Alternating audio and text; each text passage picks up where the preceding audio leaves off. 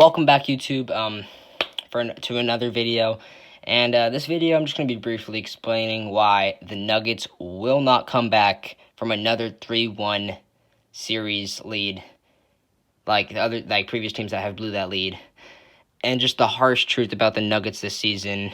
And some of the stuff that I'm going to say is going to make Nuggets fans bang their head against a wall. But despite all that, let's cue the intro. Could be us. So back to what I was saying. Could be us. Could be us.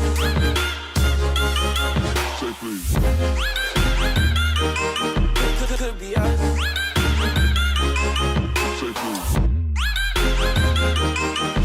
Could be us. Alright, so first things first, let's just get this out of the way. The Nuggets are competing for a ship now and the future, because their team, I gotta say, is pretty young. It's pretty young. But one of the main reasons why they are here where they are right now in the Western Conference Finals against the Lakers is because of their depth, their deepness. They have one of the deepest teams in the league. Them and the Heat are probably, in my opinion, the two deepest teams in the league, which they just have so many. They just go really deep with Michael Porter Jr., they say Will Barton, and just players to back up Jamal Murray and Nikola Jokic. And throughout the series, the Nuggets have got robbed. Well, I guess they got robbed that one game. Anthony Davis got that buzzer beater. It was a clean shot, though. It was a really clean shot. But you could just tell throughout the whole series, dude. The Lakers are just better. They're bigger. They're more dominant. They're just hitting. I want to say hitting more shots, but they're both teams are hitting shots. But you could just see that the Lakers are just an overall better team than the Nuggets. There's nothing much to it.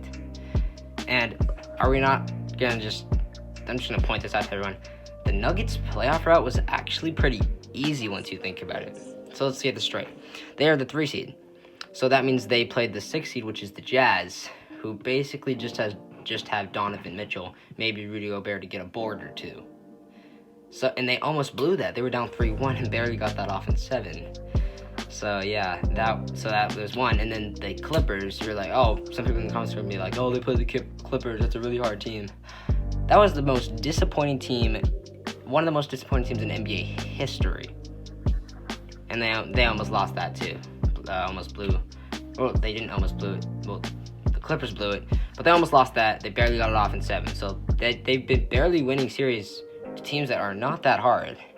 So yeah, that just tells. Then the Lakers, they've been dominant. They dominated the Trailblazers. They dominated the Rockets, and so far this series, they have been dominating the Nuggets. And another thing is, the Nuggets, they're still forming together. They're just trying to figure out everyone's strengths and weaknesses. What are they good at? What are they not good at? And because some of their drives just look kind of sloppy, some of them are just throwing up shots. As Lakers, they're just more dominant. They know what they're doing.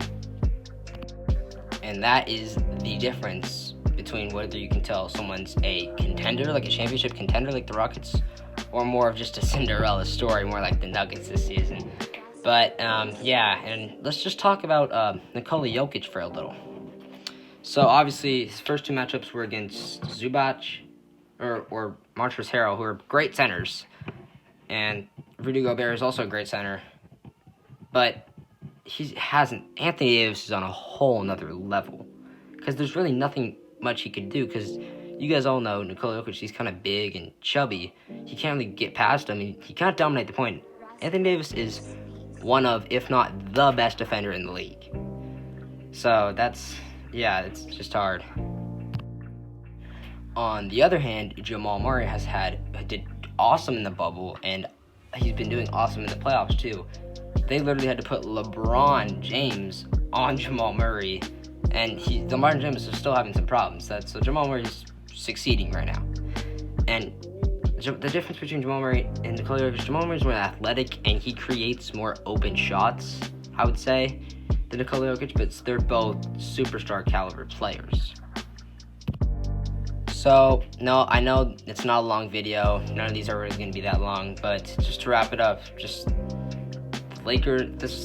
those were some reasons why the Nuggets are not going to come back from another 3-1 deficit. It's just like this. The Lakers are dominant. The Nuggets are not. It's literally that simple. And the Clippers and the Jazz are not as dominant as the Lakers. So yeah, that's what I personally think. If they do come back from 3-1, you guys can come at me in the comments. I really don't care. But yeah, thank you for watching. We're on our way to 200 subscribers, and yeah, peace.